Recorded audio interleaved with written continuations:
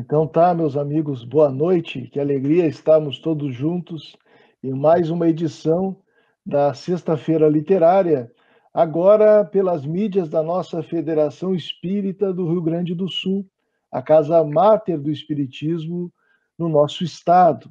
Nós estamos aqui falando de Porto Alegre, eu, nosso amigo Felipe, e estamos recebendo o nosso querido irmão César Braga Saide.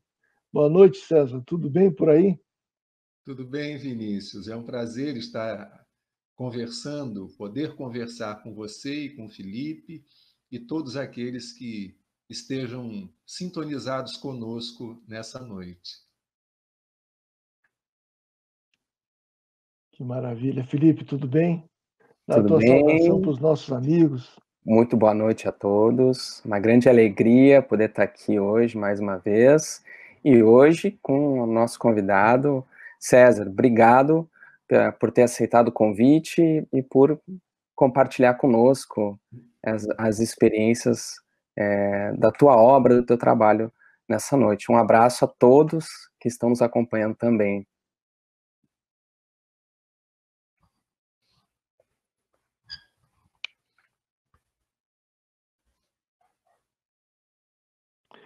Maravilha. Hoje, meus amigos, nós vamos conversar sobre a obra do nosso companheiro César Braga Saide, que é psicólogo, é pedagogo, né, professor também, que se chama a obra Floresça Onde Estiver. E para nós é uma imensa alegria te receber, César. Nós estamos, assim, inaugurando essa nossa live Sexta-feira Literária pelas mídias da nossa federação, a casa que a gente, é a casa do coração da gente, com a tua presença. Então é um dia, é uma noite muito especial. E a gente sempre trabalha aqui, aqueles que estão nos acompanhando pela primeira vez, nós estamos transmitindo pelo Facebook, pelo YouTube e pelo Instagram. Então, assim, a mensagem vai a muitos corações. Que bom. César, então a gente já te deu as boas-vindas e a gente queria te perguntar assim, então quem é César Braga Saide? Como é que começou o seu processo de escrita de textos espíritas? Como é que se tornou um autor? Para nós também, vale dizer, nós estamos conversando com uma bibliografia presente conosco aqui, né, Felipe? Porque antes de conhecer o César, eu li o César. Então é uma alegria. Quem é você, César? E como é que começou esse trabalho, essa ação voluntária de escritor espírita? Essa pergunta, quem é você, ela é bem complexa, né? Porque ela daria pano para manga. Mas a gente vai simplificar, né, Vinícius? Eu nasci no estado do Isso Paraná, aí. aí vizinho de vocês, na região sul, né? Já estou no Rio de Janeiro há mais de 30 anos, na Baixada Fluminense, na cidade de Nova Iguaçu. Profissionalmente, eu sou pedagogo e psicólogo e atualmente atuo como psicólogo clínico. De vez em quando retorno para a sala de aula, mas passei 20 anos seguidos dentro da sala de aula, atuando dentro do magistério. E no movimento espírita, eu comecei em 1986 a frequentar. Fazia algumas leituras, ia a alguns espaços antes disso. Sempre gostei muito de ler, sobretudo literatura brasileira, os bons autores da literatura brasileira, que me foram apresentados na escola. E também havia em casa duas coleções que minha mãe havia adquirido daqueles vendedores que iam de porta em porta vendendo enciclopédias, material de pesquisa para as crianças. Então, nós tínhamos duas coleções, uma de Machado de Assis e outra de José de Alencar, né? Então, as minhas leituras mais densas começaram com esses autores, que obviamente foram dando para a gente vocabulário e ferramentas para a gente poder escrever. Porém, antes disso, sempre lia muito gibi, né? Outro dia eu vi uma foto, eu acho que foi você que postou, Vinícius, do seu filhinho Eu acho que ele estava com um gibi na mão, salvo engano, né? E você até fez um comentário, um pequeno leitor, eu acho que foi isso que você escreveu, não foi? Isso, Estevão estava lendo um gibi. Isso aí. Então foi assim que a gente começou, lendo muito gibis variados, e depois dos gibis, graças a um SESC que havia numa das cidades do Paraná, porque eu morei em várias cidades do Paraná e também em 3 cidades aqui do estado do Rio.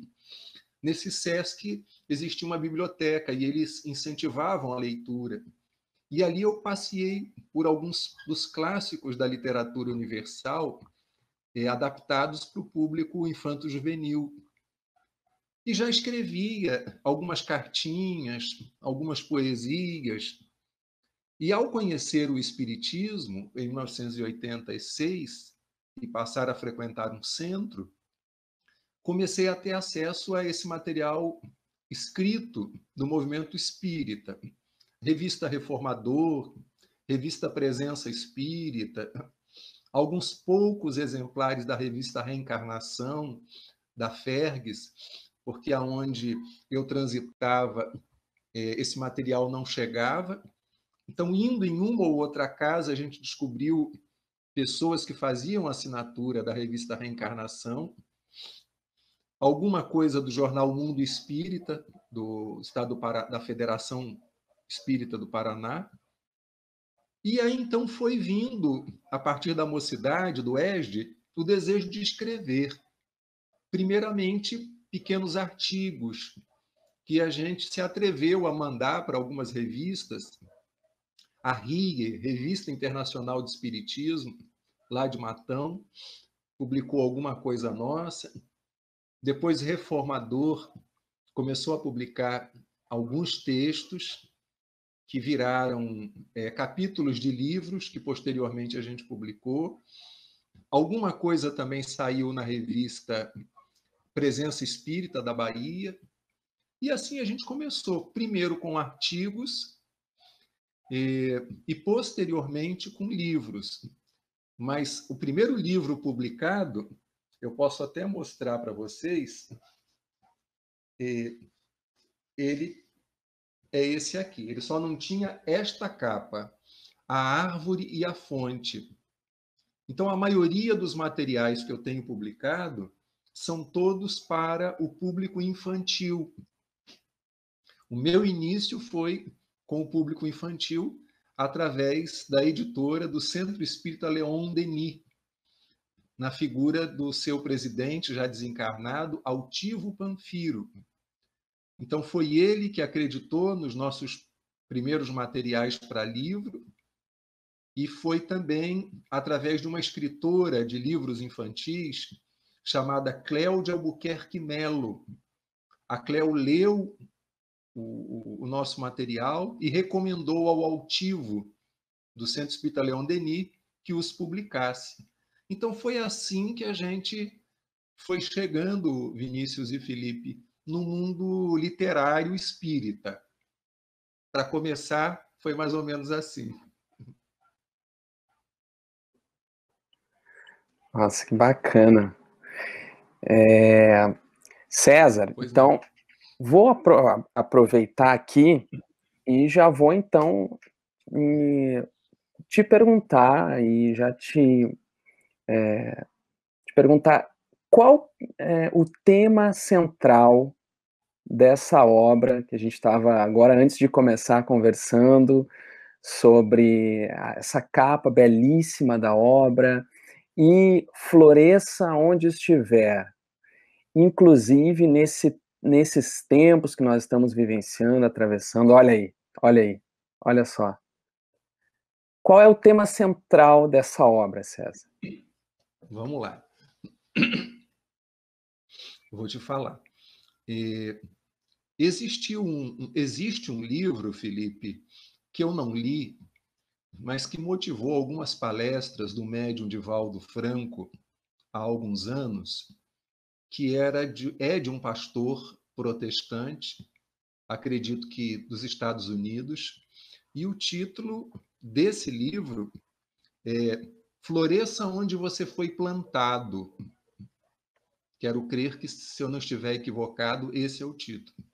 É um livro com poucos capítulos. Eu não li essa obra, apenas sei porque Divaldo a citava quando mencionava esse tema do florescimento.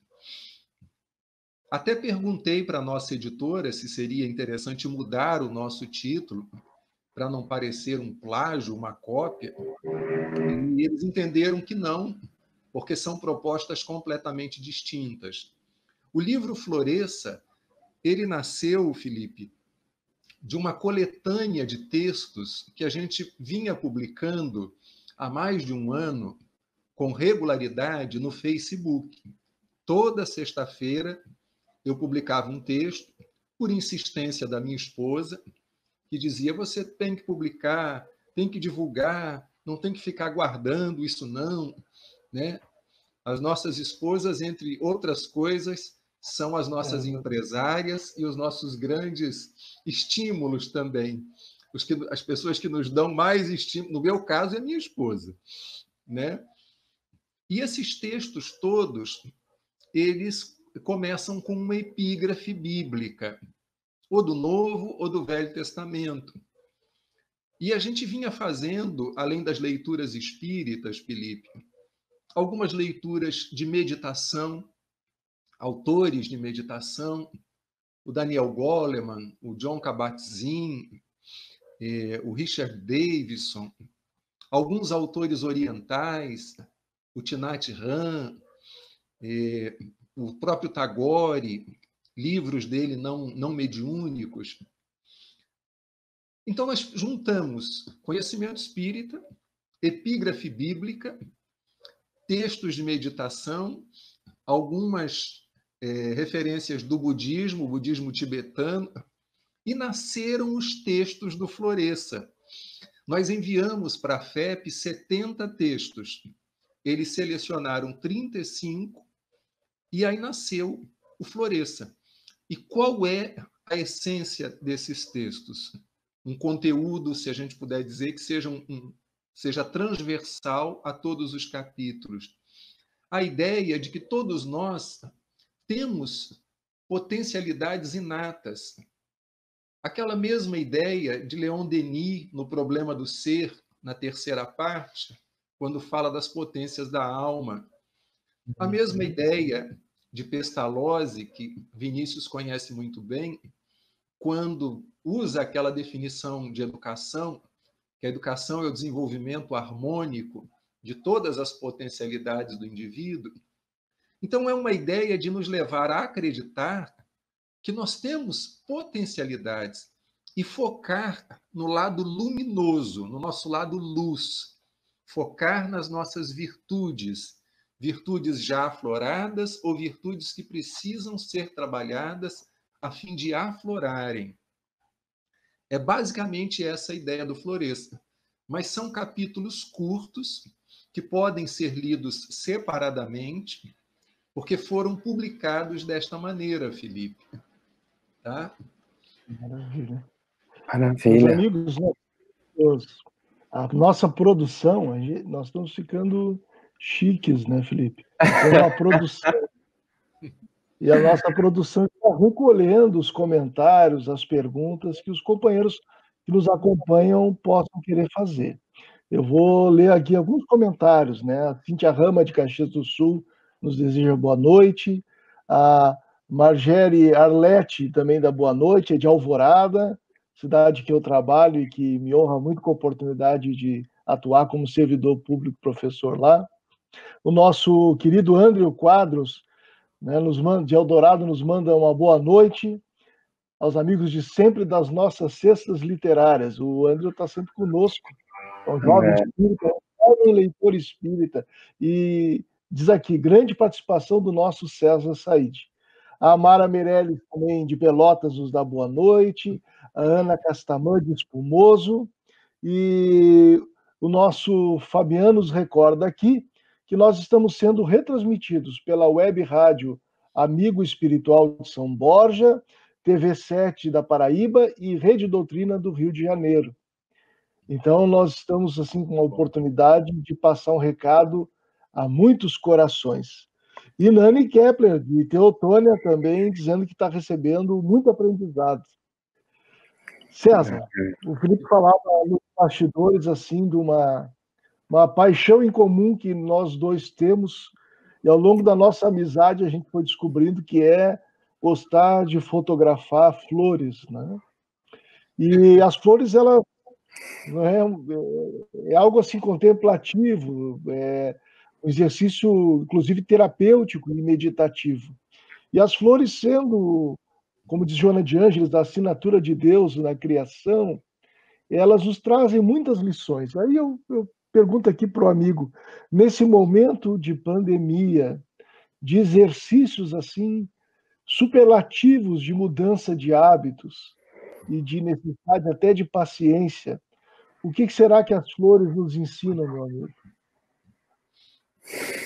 Eu acho que são infinitas, infindas as lições que nós podemos tirar ao observar uma flor, ao fotografar, ao cultivar uma flor.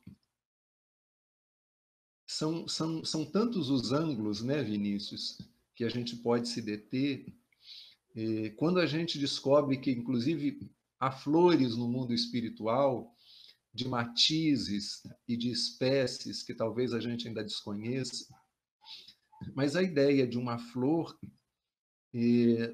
nos remete eu diria que é o beijo de Deus na obra da criação. A Joana diz que é a assinatura de Deus, como você falou. Eu diria que é o beijo de Deus na obra da criação. Porque existem flores de diferentes espécies, assim como existem seres humanos de todos os tipos, dos mais diferentes estágios evolutivos, com diferentes olhares e visões sobre as mesmas questões, sobre questões diversas.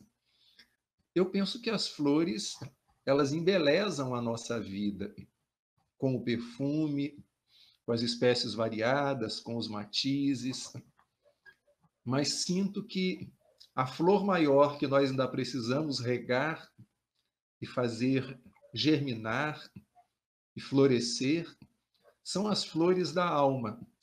Essas que nem sempre a gente valida, nem sempre a gente olha com carinho, nem sempre a gente acredita que tem um jardim interno. Joana de Ângeles, no livro Filho de Deus, afirma que nós temos um recanto seguro. E nesse recanto interno há uma frase da Bíblia, uma paisagem desértica, um córrego em festa e um jardim florido também. Então, eu penso que elas nos convidam a pensar que a vida não se resume ao consumir, ao competir, ao querer aparecer. Elas, pelo menos no meu caso, sempre me convidam a um pouco mais de estesia, de poesia, ao que é essencial e que efetivamente é o que a gente leva daqui e vai carregar para toda a vida, né? Então, nesse momento de pandemia, poder olhar para uma flor. Hoje, aqui em frente de casa, numa árvore, tinha um bando de andorinhas e elas ficavam de um lado para o outro. E aí eu fui pegar um pouquinho de sol. Eu moro num apartamento e fui pegar um pouquinho de sol na varanda, fiquei observando essas andorinhas. Então, é um convite a gente estreitar a nossa relação com o que é essencial, com a beleza. Leon Denis diz que a evolução ela é também um processo estético, né? De aformoseamento da alma. Então, como aformosear a alma sem admirar uma flor, uma cachoeira, um pôr do sol? Vez por outra, você posta também, eu vejo, Vinícius, fotos lindíssimas da natureza, né? Felipe eu estou conhecendo há pouquíssimo tempo, mas sei que também vai por esse caminho. Com certeza. São as afinidades, né? A gente vai se reencontrando e vai percebendo que cultiva hábitos semelhantes, né? Eu tô te ouvindo aqui falar das andorinhas, por exemplo, me lembrei de vários momentos que no meu trabalho também, que eu trabalho no litoral norte aqui do Rio Grande do Sul, agora estamos num período de trabalho remoto, mas da sala lá, da minha sala, sempre vejo as andorinhas também e a gente fica contemplando, né? É um convite realmente a muitas reflexões, né? A natureza, Leon Denis, o livro da natureza lá no Grande Enigma. Grande enigma. E eu queria aproveitar, César, então, e te perguntar assim, a gente, quando fica contemplando a flor e essa beleza, enquanto nos remete a essa beleza também, e te perguntar assim, a gente está vivendo um momento de muito desafio internos também, né? A gente tem de lidar com ansiedades, com medos, com receios, para além ainda do que normalmente a gente já acaba lidando, né? E como que nós fazemos nesse momento para fazer, onde nós estivermos, na situação em que a gente se encontra, vou usar a metáfora, né? Fazer florescer em nós valores do Evangelho, os valores que o Cristo nos propõe. Como que passos que nós podemos fazer nesse momento para deixar florescer em nós essas virtudes, esses valores? A gente lembra, né, Felipe, que lá no Evangelho de Lucas, capítulo 17, versículo 21, Jesus disse que o reino dos céus, ou o reino de Deus, ele está dentro de cada um de nós. Então, dificilmente nós lograremos promover esse florescimento vivendo exclusivamente para fora. A gente precisa fazer também essa viagem para dentro, né? Que não tem nenhum caráter de isolamento do mundo, ainda que se isolar vez por outra faça muito bem, promova um relaxamento, uma introspecção. Uma das vias por excelência, e tanto você quanto Vinícius sabem muito bem disso, é a via da meditação. Meditação preconizada por Leon Denis no Grande Enigma, meditação preconizada também por Kardec lá na Lei de Adoração, quando faz apenas a ressalva de que passar o tempo inteiro na meditação pode não ser interessante, mas nenhuma escola de meditação nos recomenda ficar o tempo inteiro, né? Sobretudo a meditação da atenção plena, trazida para o meio acadêmico por esses grandes estudiosos que citamos no início. Existe a informação na tradução da biografia de Allan Kardec, através do Evandro Noleto Bezerra, biografia publicada pela FEB, né? De que Allan Kardec meditava. E, através da meditação, ele se revigorava, se retemperava para poder prosseguir com o seu trabalho missionário. Informação que a gente também vai encontrar, tanto do codificador como do estímulo a esta prática, na obra Imortalidade, a obra do Pastorino, como é que ela se chama? Publicada pela FEB, psicografia do Divaldo. Impermanência e imortalidade. Impermanência e imortalidade. Então, a meditação é uma via por excelência, acessível a todos, sobretudo através desta possibilidade da atenção plena, né? Em que você pode promover esse florescimento lavando uma louça, caminhando, varrendo sua casa, interagindo com seus filhos, nas coisas mais simples da vida. Nós sabemos que esse florescimento também é possível pelas ações de solidariedade. Lá nos flagelos destruidores, na lei de destruição, na terceira parte, nós vemos que os flagelos ensejam essa possibilidade do exercício solidário, da empatia, da compaixão, do acolhimento a quem esteja sofrendo.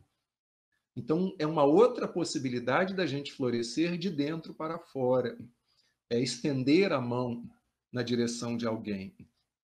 Nós nos lembramos, e você, Felipe, eu sei que gosta muito desses romances do Emmanuel, me corrija se eu estiver errado.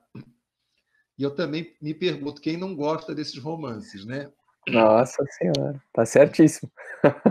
E lá no romance Renúncia, a gente vê Alcione dizendo que aprendeu com o padre Damiano que o evangelho precisa ser conhecido, meditado, sentido e vivido. Então, toda a possibilidade que a gente tem de auxiliar, de ajudar a quem quer que seja, isso contribui para o florescimento do evangelho em nós.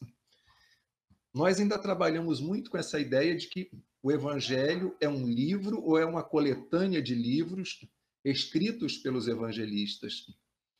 Mas se a gente alargar um pouco o conceito, a gente vai ver que o evangelho é essa síntese das leis universais que estão em nós, na nossa consciência, como está lá na questão 621 do Livro dos Espíritos.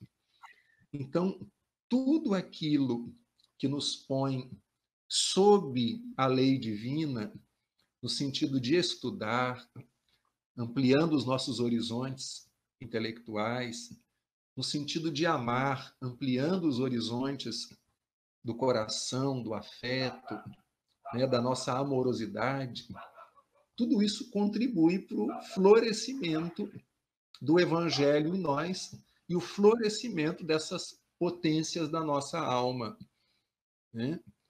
E nesse momento nós somos chamados, Felipe, a uma volta para casa. Volta para casa física, seja um barraquinho de estuque, seja um apartamento, uma casa de alvenaria, um triplex. É uma volta para casa física, para um estreitamento dos laços familiares. É uma volta para casa planetária, tão bem decantada por Francisco de Assis, com a sua vida, com suas músicas, suas poesias, com tudo aquilo que ele resgata do cristianismo primitivo em plena Idade Média. Então, é um convite a estreitarmos os nossos laços com essa casa maravilhosa que é o planeta Terra. E é também, para alguns, é uma volta para casa, mundo espiritual, pátria espiritual, e para os que ainda estamos aqui, é uma volta para casa corpo, habitar com gosto o nosso corpo, cuidar bem dele, cultivá-lo com amorosidade, com simplicidade. Né? Francisco chamava de burrinho, o meu jumentinho, cuidarmos do corpo físico. Porque às vezes a gente deixa esses cuidados muito para depois, e em face de toda a nossa busca por espiritualização, por conhecimento, por prática da caridade, a gente vai deixando algumas coisas em segundo plano. Quando a lição do Evangelho segundo o Espiritismo é muito clara, né? Cuidar do corpo e cuidar da alma. Ambos merecem os nossos melhores cuidados. Então, esses momentos de pandemia trazem múltiplos convites para exercitarmos com os outros, conosco, com o próximo mais próximo, de laços consanguíneos, e para os demais que estão nas ruas, nas comunidades, nos bairros pobres, essa possibilidade do amor fraternal, né? Do amor solidário. Tudo isso, a meu ver, nos possibilita desenvolver o evangelho em nós, o evangelho vivenciado, e não apenas o evangelho teorizado, né? Enfim, mas acrescentem, por favor, desdobrem aí. Tu lembrou, né, dos romances do Emmanuel. Ainda ontem à noite, a gente conversando com alguns amigos sobre a experiência, né, de Célia Lúcius, que está lá no livro 50 anos depois, e no prefácio, o Emmanuel compara ela a um lírio surgido, nascido do lodo das paixões humanas. Então, agora, quando tu falou, eu me lembrei, né? Como a temática das flores, o Emmanuel utiliza muito essa metáfora, né? Sim. Sempre falando. E aí, lá no prefácio, ele compara a Célia, esse espírito que vem, vivencia profundamente o Evangelho, né? Deixando para a gente esse rastro de perfume, né? E ele compara ela a um lírio nascido do lodo das paixões humanas. É uma inspiração para a gente, né?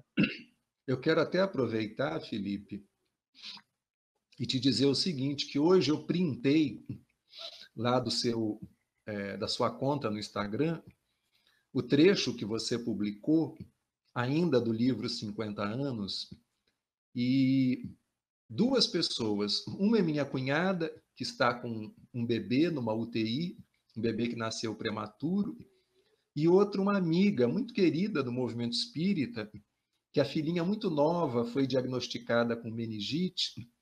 Então, para as duas eu mandei aquele trecho. E as duas se sentiram extremamente confortadas e, em lágrimas, mandaram a gratidão para mim. Então, eu reparto essa gratidão com você, tá? Para você ver como foi útil a sua publicação. A gente nem imagina onde vai chegar.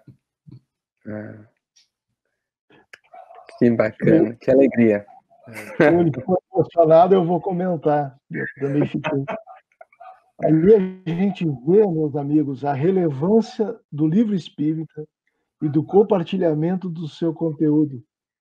Quem de nós não foi tirado de um período de sombra interior, de noite escura da alma? Quem já não foi extraído de uma situação dessa por uma boa literatura espírita, né? É verdade, é Que verdade. bênção. César e Felipe, nós temos ainda alguns abraços aqui do Vanderlei dos Santos, lá de Três Passos, aqui do nosso estado, da nossa irmã Inês, do Laços Eternos, da Sociedade Espírita Laços Eternos, Cidreira, e o nosso confrade também, Manuel Burke dos Santos, também autor da Francisco Spinelli, agora Fergus Editora. E eu queria dizer aos amigos que estão nos acompanhando que nós temos aqui alguns comentários, não é possível dar conta de trazer todos, né? E dizer também que é uma alegria ter os companheiros aí nos acompanhando e trazendo as suas contribuições. Pois bem, César, falando de livros e o quanto os livros nos confortam o coração e nos elevam a alma. Tu tens uma série de obras. Sim. Eu, particularmente, né, aqui em casa, a gente tem uma afeição, e eu vou pedir que tu fale dessas obras e das outras também. Tá bom. A gente tem uma afeição à obra em que tu te dedicas a falar de Clara e Francisco, né? Nós temos também um carinho muito especial por um estudo que tu fazes da trajetória de Joana de Ângeles, e eu queria compartilhar uma experiência pessoal e um momento desafiante da vida, aquelas conversas entre Dona Ivone do Amaral Pereira e Divaldo Franco que tu pudestes compor em uma obra, né, me fortaleceram e animaram a minha resiliência. E tenho certeza que outros companheiros vão encontrar nessas obras, tanto nas outras, subsídios para seguir em frente nas suas lutas. A gente gostaria que tu falasse um pouco, então, sobre esses teus trabalhos, o que tu destacaria de cada um deles e outros que tu quiser aqui comentar, tá? Tá bom, Vinícius. Esses livros, o primeiro deles foi Joana e Jesus. Eu estou aqui pegando pela cronologia deles, né? E como é que nasceu essa obra Joana e Jesus? Nós tínhamos ido àquela conferência espírita do Paraná, que ocorre já há muitos anos, e tínhamos ido para lançar um livro biográfico sobre José Raul Teixeira, nosso amigo da cidade de Niterói. O livro se chama Um Homem no Mundo. E foi muito interessante porque os hotéis estavam cheios e Raul Teixeira pagou a minha passagem de avião, ele pagou, não foi a Frater que pagou, não foi a CEF que pagou, ele tirou dinheiro do próprio bolso. E como não havia lugar mais em hotéis, porque é uma conferência que reúne 9.000, 10.000 pessoas do Paraná e do Brasil inteiro, né, que acorrem para assisti-la. E Raul me colocou no quarto dele, tirando a privacidade dele. E ali nasceu um contato mais estreito com Divaldo Pereira Franco. Divaldo começa, num momento lá dos autógrafos, eu estava ao lado dele, a narrar algumas histórias sobre Francisco de Assis. E aí eu resolvi propor, Divaldo, quem sabe a gente poderia escrever uma obra a partir dessas suas narrativas, reunindo essas histórias. Só que eu achava que era um livro sobre Francisco, um livro específico, naquele momento. E não foi. Foi uma obra sobre Joana de Ângeles, focando e enfocando as várias vidas dela, pelo menos as mais conhecidas, Vinícius. E o que nós fizemos ali? Nós ampliamos um pouco o olhar que já estava escrito no livro A Veneranda Joana de Ângeles. Então eu fiz uma entrevista com o Nilson de Souza Pereira ainda estava encarnado, uma entrevista com o próprio Divaldo, fui à mansão, fiquei lá hospedado, tive a oportunidade de ir à Europa, à Suíça, e na minha ignorância geográfica eu nem imaginava que a Itália fazia fronteira com a Suíça, né? Depois eu fui ver que a Suíça está ali no centro da Europa, fazendo fronteira com a Alemanha, com a Áustria, com a França, enfim, ampliei o meu conhecimento geográfico. E reunimos dados, materiais, elementos, e nasceu esse livro chamado Joana e Jesus, uma história de amor. Nele nós temos um capítulo dedicado à vida dela na Itália, junto de Francisco, e tivemos uma informação muito grata por parte de Divaldo, que eu acho que é a primeira vez que eu vou falar isso em público, tá?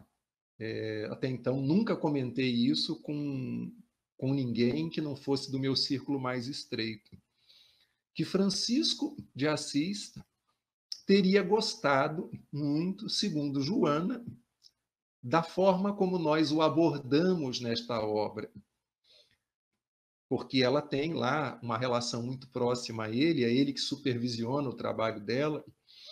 E qual é a tônica desse capítulo específico falando de Francisco e da relação de Joana com ele, quando estava encarnada lá? A tônica é uma só, Vinícius. É uma humanização da figura de Francisco. Ali nós não falamos do São Francisco, nós falamos do homem Francisco, do cidadão Francisco, retirando qualquer alegoria, qualquer véu, qualquer visão de um santo, inclusive dizendo que ele nunca quis ser santo. De onde eu tirei essa expressão? Das diferentes biografias que li e de uma intuição de que ele foi extremamente humano, e por ser tão humano é que nós o vimos e o transformamos num santo, né? Então, é uma obra que deu muito trabalho, porque tivemos que fazer muita pesquisa, mas valeu a pena, porque o feedback que a gente tem recebido ao longo do tempo são semelhantes a esses que você está relatando para nós. Bem, posso prosseguir falando das outras que você citou? Segue sim. Tá. Depois desta, veio uma obra que também deu muito trabalho, que é uma obra que é pouquíssimo citada no meio espírita. Poucas pessoas chegam até mim fazendo alusão a esse trabalho. É o livro Amigos para Sempre, que é sobre a relação de Divaldo Franco e Chico Xavier. E por que deu muito trabalho? Enquanto a gente estava concluindo Joana e Jesus, Divaldo disse: eu tenho aqui umas mensagens que eu recebi de Chico Xavier para mim, de vários espíritos, e gostaria de te confiar essas mensagens para você ver se transforma isso num livro. Eu nem sabia da existência dessas mensagens e também desconhecia que nos anos 60, Divaldo tinha sido alvo de uma perseguição dentro de determinados setores do movimento espírita e tendo sido, inclusive, acusado de plagiar Chico Xavier. Não vou me deter nisso, porque não é o objeto do nosso encontro desta noite. E aí nós fomos pesquisar por que isso tinha acontecido, os documentos da época, cartas que ele recebeu, apoiando, outras o atacando. Tem de tudo, de tudo. Então foi muito difícil mergulhar nesse universo de emoções tão diversas, tão contraditórias, e num determinado momento ter que afirmar, isso está lá nesse livro, Vinícius, que nesse aspecto Chico Xavier teria se equivocado. Muito difícil afirmar isso, porque quem sou eu para afirmar alguma coisa sobre Chico Xavier? Um homem que está há anos-luz na nossa frente. Mas o próprio Chico diz, num livro publicado pelo Dr. Elias Barbosa, amigo pessoal dele, há uma pergunta nesse livro em que o doutor se refere a ele, pergunta para ele assim, questiona: Chico, alguma vez você foi mistificado? E ele diz, sim. E por que Emmanuel permitiu isso? E ele responde, permitiu para o meu aprendizado. Segundo Divaldo, houve uma pressão para que Chico escrevesse uma carta. Fragmento dessa carta está lá e a carta na íntegra segue ainda aí na internet para quem quiser pesquisar.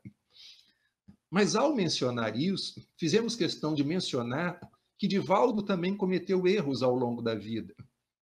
Então, não nos cabe nem santificar Chico, nem santificar Divaldo, nem santificar médium algum. Leon Denis era muito contrário a qualquer idolatria, a qualquer santificação, qualquer veneração exagerada aos médiuns. Aí nasce o livro da Dona Ivone, porque a gente passou a ter acesso às cartas que Dona Ivone escreveu para ele. Não tivemos as que ele escreveu para Dona Ivone, à exceção de uma que está publicada no livro. E nesse período, Dona Ivone... Oi, pois não. Vou falar um pouco mais sobre a obra, deixa eu abrir um parênteses aqui. Nós temos, entre os vários grupos que atuam no Hospital Espírita de Porto Alegre, nós temos o grupo Ivone Pereira. Então, por certo, os companheiros que nos acompanharem sobre esse livro também vão ficar muito sensibilizados, porque há um carinho muito grande, não só desse grupo, evidentemente, todo o movimento espírita, pelo trabalho dessa mulher extraordinária. Então, por favor, desculpe te interromper, mas eu queria fazer esse registro. Tá ótimo. E no livro Cartas de Ivone, que celebra a amizade dos dois, nós vemos um Divaldo Franco muito jovem e aprendendo com a mediunidade segura, genuinamente espírita de Dona Ivone Pereira. Nós vemos Dona Ivone, ora, desabafando com ele, falando dos seus conflitos, das suas dores, das perseguições que ela sofreu quando começou a psicografar livros e sofreu de grandes nomes do nosso movimento na época, que ali nós colocamos. Na verdade, nem fui eu quem colocou as abreviaturas. Ela própria teve o cuidado de colocar abreviaturas nas cartas enviadas ao Divaldo. mas fica fácil a gente deduzir porque as iniciais são inconfundíveis. Então, ela foi muito combatida. Inclusive, um grande nome do espiritismo em São Paulo chegou inicialmente a dizer que a obra Memórias de um Suicida não era uma obra espírita, era uma obra orientalista.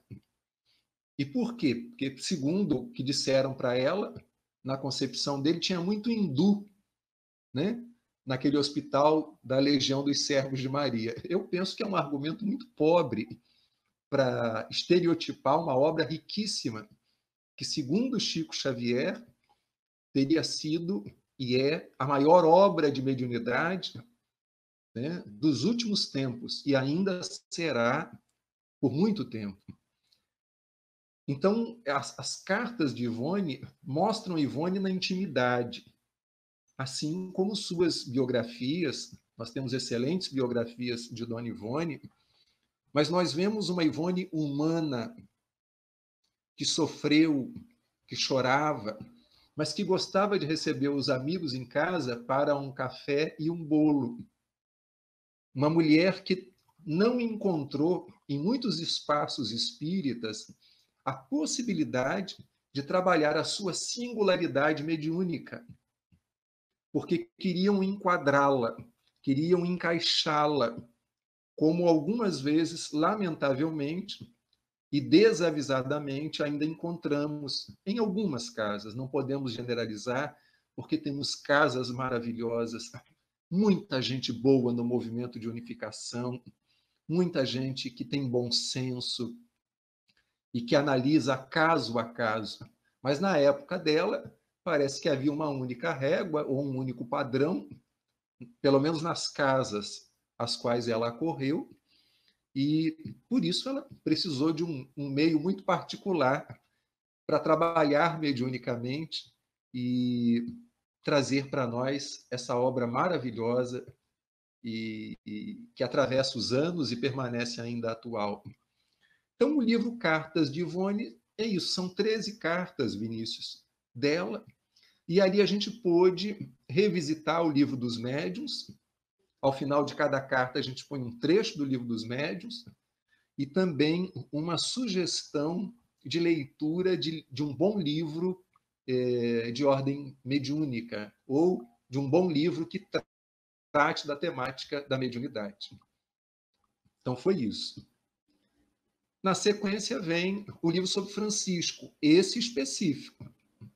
A gente pega o material do livro Joana e Jesus, expande e cria um livro específico, cujo objetivo é contribuir para manter viva, com a nossa pequenina contribuição, à luz do Espiritismo, a memória de Francisco de Assis, a quem nos sentimos muito ligados e devedores por todas as intercessões que essa alma misericordiosa tem feito nos nossos caminhos, né?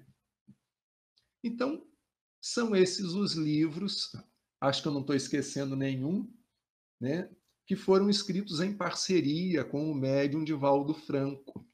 Ainda tem um infantil chamado Juanita, que conta numa linguagem para crianças sobre a vida dela no México, como freira, como feminista, como escritora, né? Acho que passeei aí pelos livros que você falou, né? Temos outros, Felipe, mas vamos ver aí o tempo, né?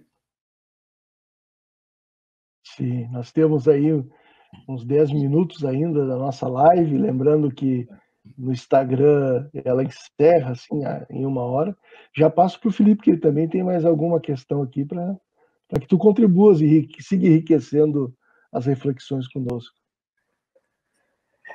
Eu fiquei pensando aqui sobre o Memórias de um Suicida, né? Um livro que é, nossa, tão especial, tão maravilhoso, aquelas descrições tanto da universidade, daquela cidade espiritual, enfim, é um livro tão especial, mas e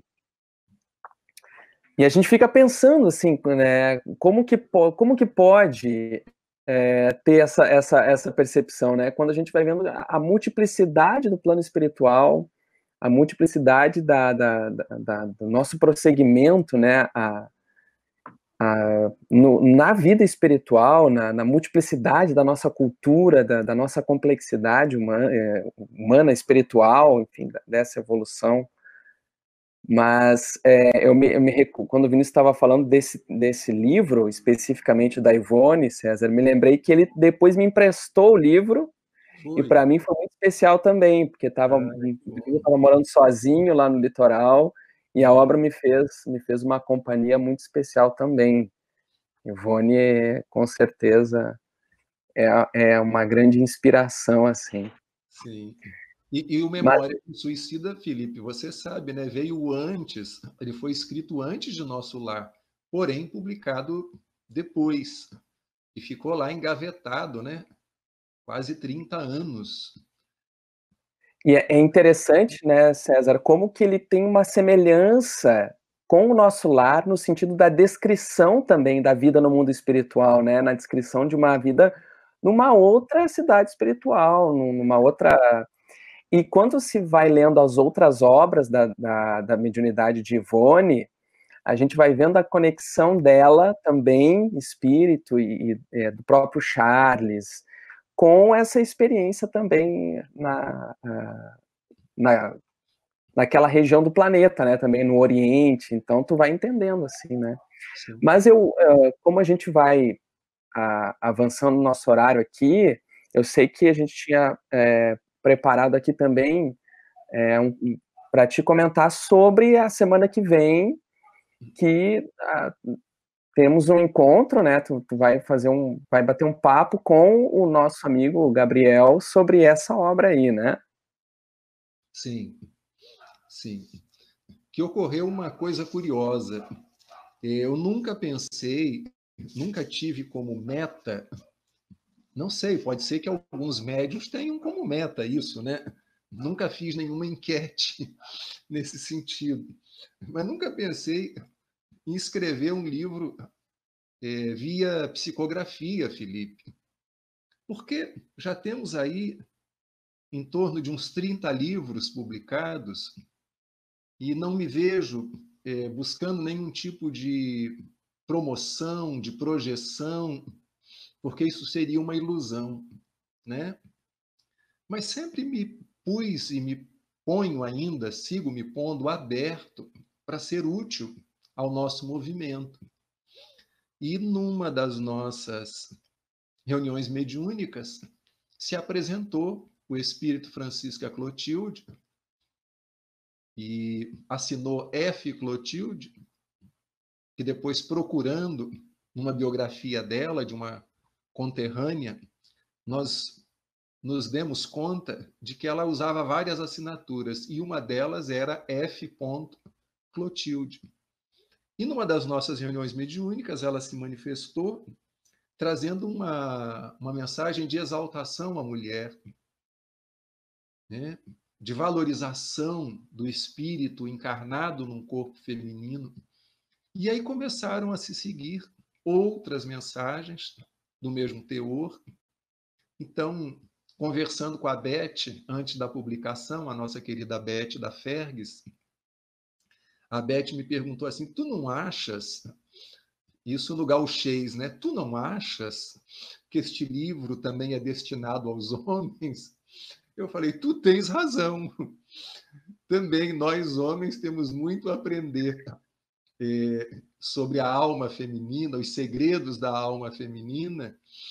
E quem sabe, se já reencarnamos em corpos femininos, e se não o fizemos, um dia faremos. E uma coisa que eu achei extraordinária foi a Fergues aceitar que, depois das mensagens, viesse a Lei Maria da Penha. Eu não conheço nenhuma obra no meio espírita que tenha inserido uma obra que fale de criança, que esteja lá o ECA, o Estatuto da Criança e do Adolescente, que fale do idoso. Me lembro de um livro da USE, O Idoso e o Centro Espírita. Também naquela época eu acho que nem existia o Estatuto do Idoso, né? trazendo uma legislação atual importantíssima, sobretudo pelos maus tratos que as mulheres sofrem. Eu achei isso de um pioneirismo, a Ferges aceitar, porque foi sugestão do Espírito, que a gente inserisse ali a Lei Maria da Penha. Então, as mulheres que lerem o livro e os homens que gostam, que são truculentos e que querem, vez por outra, fazer o que não deve, vão tomar conhecimento que estarão cometendo um crime sujeito à punição, né? Então, é disso que o livro trata. São 25 mensagens, todas contribuindo para que as mulheres e nós homens reflitamos sobre o papel da mulherada, né, na sociedade brasileira. Eu me recordei agora, César, de uma situação engraçada. Anos atrás, num grupo, uma reunião de um grupo de estudos aqui, numa casa espírita aqui em Porto Alegre, conversando sobre esse tema, e aí eu me lembro que comentei isso, olha, ou nós já reencarnamos, ou vamos reencarnar no corpo, né, inverso. Se hoje eu estou no corpo masculino, vou reencarnar. E aí tinha um colega nosso que ele falou assim, eu não encarnei mulher, nem vou encarnar. Foi né, um momento de assim, a gente ficou rindo e disse assim, vai, meu amigo, vai. Agora eu me Aquela noite... Oi? O que, Vinícius? Cortou. Aquela noite ele não dormiu. Não dormiu. Mas aquela noite... anos depois, a gente se reencontrava na casa e eu sempre brincava com ele. E aí, já trabalhou essa questão? E ele dava risada. Uma amiga, Felipe e Vinícius, me disse assim, César, talvez vocês até já conheçam essa.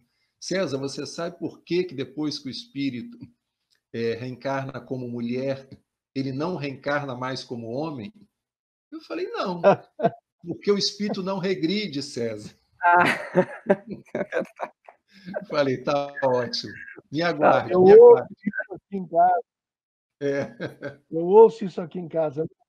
Assim, seria uma bênção se nós pudéssemos continuar, mas nós temos assim o encaminhamento para o nosso fechamento. Temos 2 minutinhos, César, para tu dares as tuas palavras finais. Da nossa parte, a gente agradece e aproveita para dar um recado aos companheiros que nos acompanham, que a livraria da Ferges, ela continua com seu e-commerce no site livrariaespírita.org.br, onde qualquer companheiro pode adquirir as obras aqui mencionadas no conforto do seu lar. E também pelo telefone 051 98 400 3219. Vamos lembrar que o livro espírita também é essa ferramenta de sustentabilidade do movimento espírita, doutrinária, ética, moral, política e cultural, e ler faz bem para todos nós.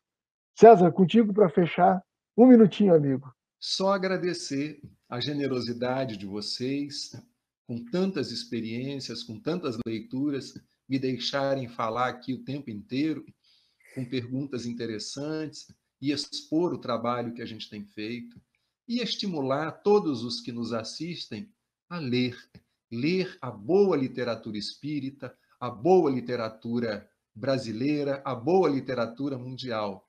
E viva o livro espírita.